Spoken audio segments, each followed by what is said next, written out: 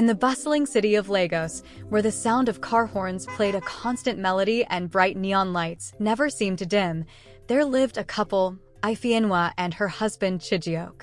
From the outside, they looked like any other middle-class family. They lived in a modest apartment on the third floor of a crowded building, surrounded by people who never seemed to mind their own business. Ifeinwa was a woman of deep faith. Her mornings began at 5 a.m. with the soft hum of prayers, her eyes closed tightly, hands held high to the heavens as if expecting answers to fall like rain.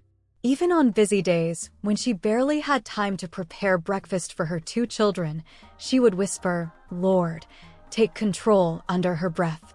Chijioke, however, was a different story. A tall man with tired eyes and an ever-present frown, he had grown disillusioned. Life had not been kind to him.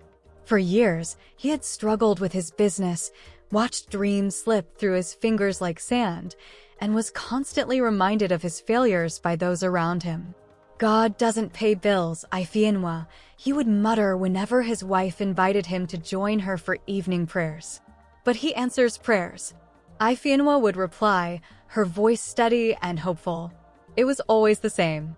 Ifeinwa would kneel by their bed with a Bible in hand, while Chijioke busied himself with anything he could find, polishing his shoes, sorting old newspapers, or pretending to scroll through his phone. Prayer, to him, was a waste of time. One Friday evening, just after a heavy rainstorm, Chijioke came home late from work. His shirt was soaked, his shoes muddy, and his mood foul. He threw his bag onto the couch and dropped into a chair with a heavy sigh. "Chijioke, you're late." "I was worried," Ifeinwa said softly. She was holding a small tray of food. "Worried about what?" "That I got struck by lightning," he snapped.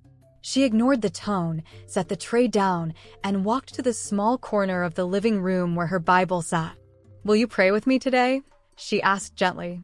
Chijioke's glare could have cut through glass. "Ifeinwa, stop this nonsense. Prayer won't fix my problems." "But it can." "Enough." He stood up so quickly the chair screeched against the floor.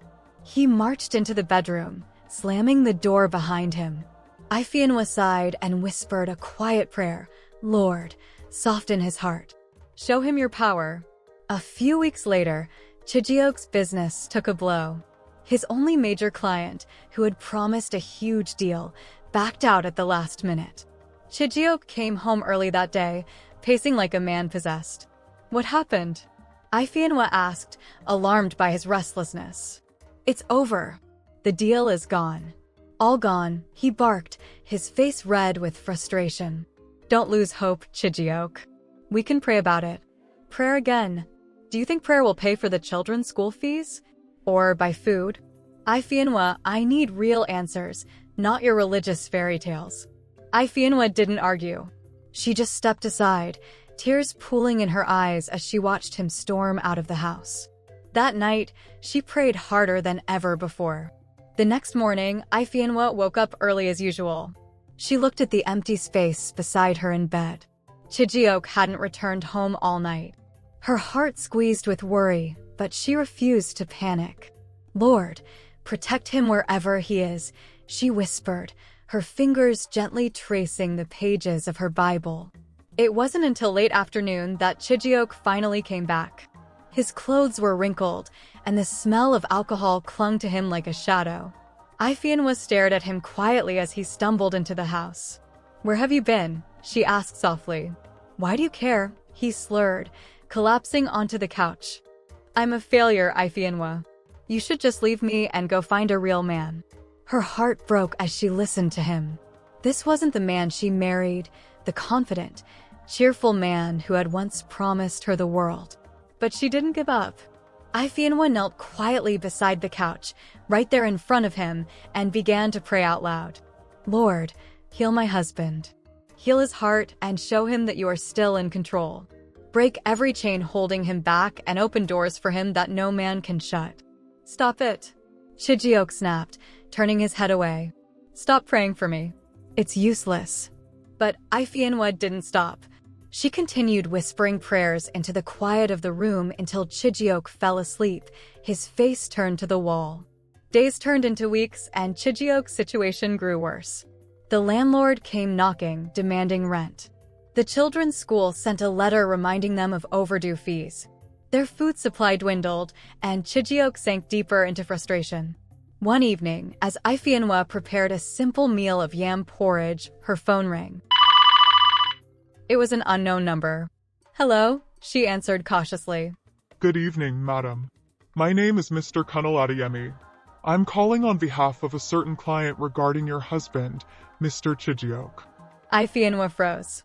"Yes? What is it?" There's a small job opening at our company that matches his experience. We've been trying to reach him, but his phone is switched off. Ifianwa nearly dropped the spoon in her hand. "Could this be an answer to prayer?" "Thank you, sir," she said, almost shouting. "Please, I'll pass the message to him." She rushed to the bedroom, where Chijioke sat silently on the bed, staring at the wall. "Chijioke, there's a job offer." He looked at her like she had spoken a foreign language. "Job?" "Yes. A man just called. They've been trying to reach you." Chijioke frowned and looked at the phone in her hand. "That doesn't make sense. Why would anyone offer me a job?" "Because God is answering prayers," Ifianwa said, her voice brimming with hope. "I told you, he hasn't forgotten us." But instead of looking happy, Chijioke scoffed. "It's probably a scam. Don't get your hopes up." "It's not a scam, Chijioke. At least call the number back." After much hesitation, Chijioke finally agreed. He picked up the phone, dialed the number, and listened. The conversation was short, but by the time he hung up, there was a strange look on his face. "They want me to come in for an interview tomorrow," he muttered, as though he couldn't believe it himself. Ifianwa clapped her hands and began singing a praise song. "God is working, Chijioke. He's turning things around." "Stop that," he grumbled, but she could see the flicker of hope in his eyes. The next morning, Chijioke dressed in his best shirt, the same one he had worn to his wedding years ago. It was old, but it still looked decent.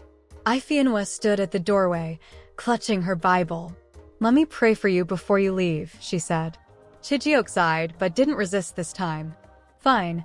Make it quick." She placed her hand on his shoulder and prayed earnestly. "Lord, go with my husband today. Give him favor before men. Let this opportunity be the beginning of something new in our lives." "Amen. Amen," Chijioke mumbled, though his voice was low. That day was the longest day of Ifianwa's life. She paced the living room, prayed in her corner, and checked the clock 100 times. Hours passed, and there was still no sign of Chijioke. When the door finally creaked open late in the evening, Chijioke stepped inside. His face was unreadable. "What happened?" Ifianwa whispered, her heart pounding. Chijioke didn't say a word. He walked straight to the couch, dropped his bag, and sat down. Then, to her shock, he began to cry. "Chijioke," she rushed to him. "What's wrong?" Through his tears, he finally looked up. "They gave me the job." Ifianwa gasped, tears of joy springing to her eyes. "Hallelujah! God has answered our prayers." Chijioke shook his head, his voice breaking. "You don't understand. The manager said something strange." He said, "I don't know why, but I feel like I was led to call you." "Ifianwa, what have you been doing?" "I've been praying," she said softly, her smile radiant. Chijioke looked at her for a long moment. Maybe your prayers really do work." The days that followed were filled with a strange sense of peace. Chijioke settled into his new job, and though the salary wasn't much, it was enough to keep the landlord quiet and the children in school. For the first time in months, their house no longer felt heavy with tension. But deep inside, Ifianwa sensed something was still off. Chijioke was working hard, coming home on time, and even sharing stories about his day, but he had not yet spoken about God. One evening, after dinner, Ifianwa sat beside him as he scrolled through his phone. "Chijioke," she said gently. Have you thanked God yet for this job?" Chijioke froze for a moment. "Thank God," he repeated, his voice flat. "For what?" "I got the job because I showed up for the interview and answered their questions." "Chijioke," she started, but he cut her off. "Ifianwa, please. Let's not start this again." He stood up and walked to the balcony, leaving her alone in the living room. Lord, what is keeping his heart closed? She prayed silently, her fingers gripping her Bible. You've started a good work in him. Please don't stop now. The next week, something strange happened. Chijioke received an unexpected phone call from an old friend, someone he hadn't spoken to in years. Chijioke. The voice on the other end boomed cheerfully. It's me, Bala. How now? Chijioke frowned, his phone pressed tightly to his ear. Bala? Is this really you? It's been ages. Yes, my brother. I just heard you're working at Colonel Adeyemi's company. That's great news. Chijioke blinked, confused. Wait, how did you hear that? Bala chuckled. Lagos is small. Anyway, listen, I have a business proposal for you. It's big, very big. I've been looking for someone I can trust, and when I heard you were back on your feet, I knew you were the man for the job. What kind of business? Chijioke asked cautiously. Importation. Don't worry about the details. Let's meet tomorrow and I'll explain everything. You won't regret this, my brother. I promise. As Chijioke ended the call, he felt a strange mix of excitement and unease. It sounded too good to be true, but this was Bala, his friend from his university days. When he told Ifienwa about the call that night, her face grew serious. What kind of proposal did he say it was? She asked. Business, Chijioke replied, waving a hand dismissively. It's a good opportunity. Bala has connections. Chijioke, you need to be careful. You know what they say, if something sounds too good to be true. You and your overthinking, Chijioke interrupted, rolling his eyes. You've prayed for breakthrough, haven't you? Well, maybe this is it. Ifienwa frowned, but she held her tongue. Instead, she prayed quietly that night, asking God for clarity. That night, Ifienwa had a dream. In the dream, she saw her husband standing at the edge of a large pit. A man, whose face she couldn't see, stood beside him, pointing toward the pit and urging him to jump. Chijioke looked hesitant, but the man kept whispering in his ear. Then, suddenly, Ifienwa saw a figure clothed in white standing on the other side of the pit. The figure stretched out his hand and called out to Chijioke, but Chijioke couldn't seem to hear him. When she woke up, her heart was pounding. She sat up in bed and whispered into the darkness. Lord, what does this mean? Protect my husband. Don't let him fall into any trap. The next day, Chijioke met Bala at a small, crowded restaurant downtown. Bala looked just as he remembered, dressed in sharp clothes, wearing an expensive watch and flashing a smile that could sell ice to an Eskimo. Chijioke, my brother. Bala said, embracing him. I've missed you. They sat down, and Bala wasted no time explaining his plan. It sounded simple.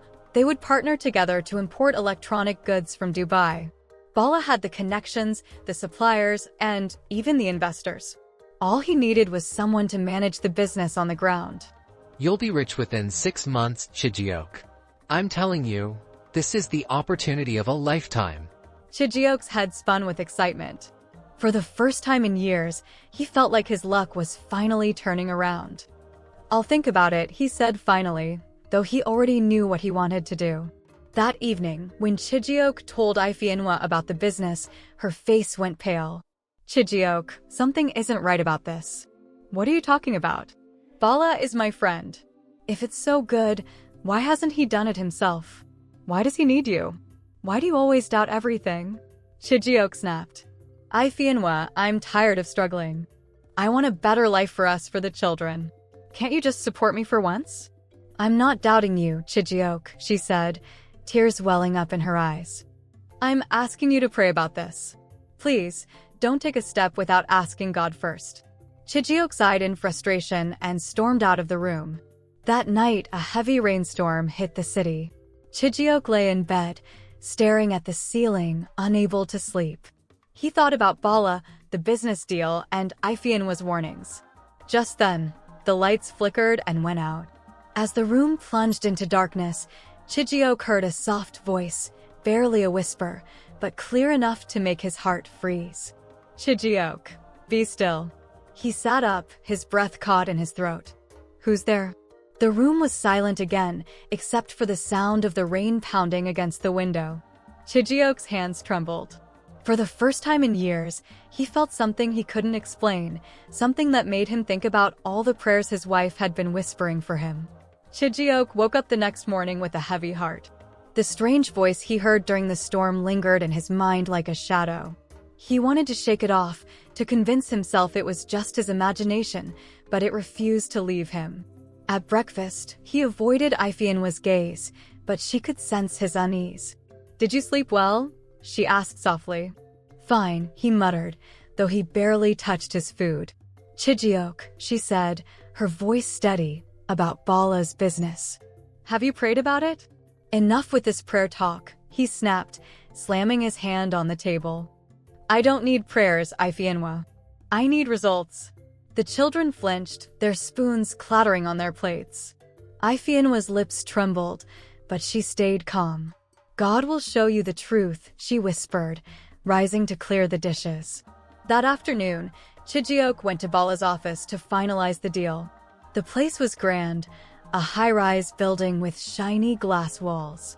Bala welcomed him with his usual charm, handing over a folder filled with documents. Just sign here, and we'll get started. Bala said, pushing a pen toward him. Chijioke's hand hovered over the paper. For some reason, his heart started pounding. Something about the folder, the pen, even Bala's wide smile felt off.